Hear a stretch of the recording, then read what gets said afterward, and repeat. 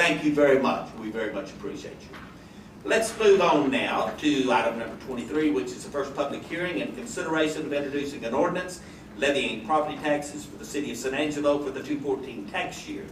An ordinance fixing and levying ad valorem taxes for the current tax year for use and support of the municipal government of the City of San Angelo, Texas for the 2014-2015 budget year, providing for the assessment and collection thereof, providing when the tax shall become due, providing when the tax shall become delinquent, providing for exemptions, providing for severability, providing for publication on the city-operated website, and providing for an effective date. Tina Vanell, Morgan Chick Whitten, you do have the floor, ma'am.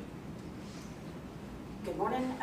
Before you I have the tax levy for consideration. There is a lot of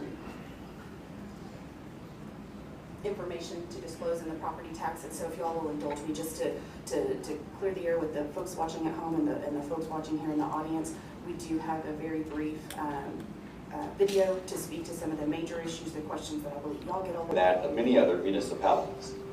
At 77.6 cents per $100 of value, San Angelo's property tax rate is the lowest it's been in 23 years.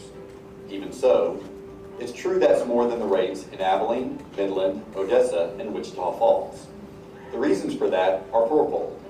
One, the average value of a homestead in San Angelo is lower than in other cities. Thus, a higher rate is needed to generate a comparable amount of tax revenue. In San Angelo, the average home is valued at $110,301.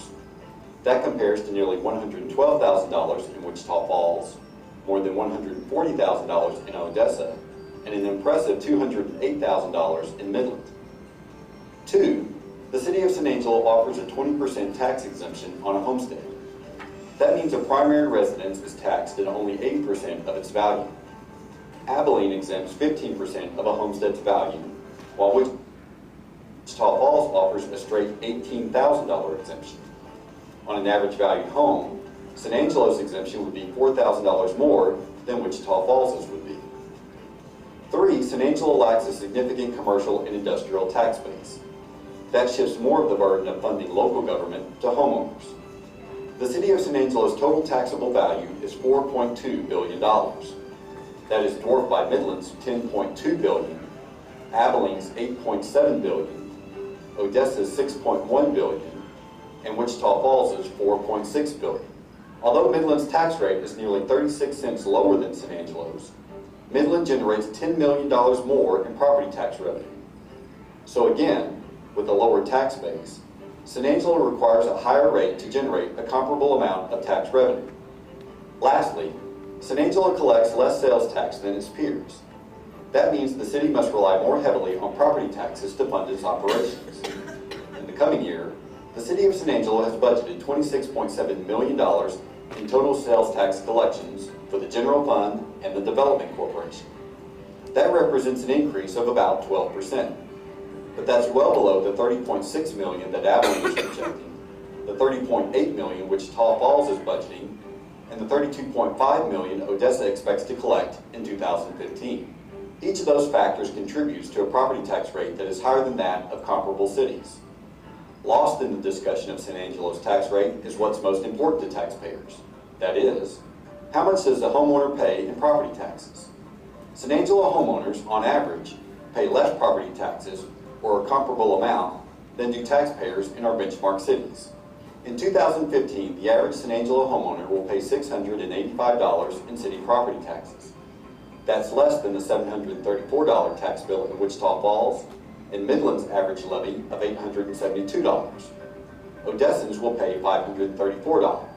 But again, Odessa will collect nearly $6 million more in sales tax than San Angelo will. A thriving local economy and real estate market have afforded the City of San Angelo the good fortune to finally address some critical needs. That's especially true of water, streets, and adequately paying firefighters, police officers, and other public servants.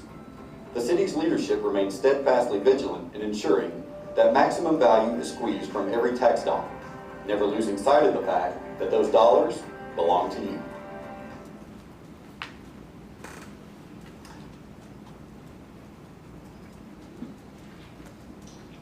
a very good piece. Is this running on the TV now? It will now after today's presentation. Very good.